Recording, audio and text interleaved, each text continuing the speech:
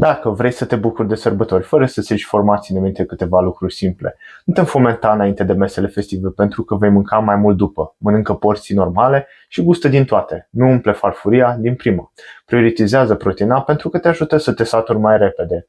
Mișcă-te zilnic, chiar și o plimbare contează enorm și nu uita de apă, mai ales dacă bei alcool. Mănâncă cu cap, nu cu farfuria. Iar dacă exagerezi, nu-i panică, sala e deschisă și după sărbători, iar eu tot acolo sunt.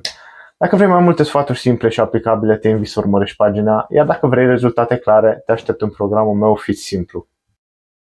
Dacă vrei să te bucuri de sărbători fără să-ți ieși formații în minte câteva lucruri simple, nu te înfomenta înainte de mesele festive pentru că vei mânca mai mult după. Mănâncă porții normale și gustă din toate. Nu umple farfuria din primă.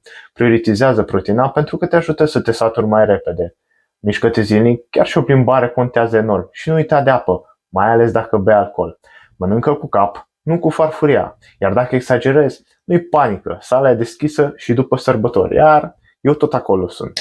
Dacă vrei mai multe sfaturi simple și aplicabile, te invit să urmărești pagina, iar dacă vrei rezultate clare, te aștept în programul meu Fit Simplu.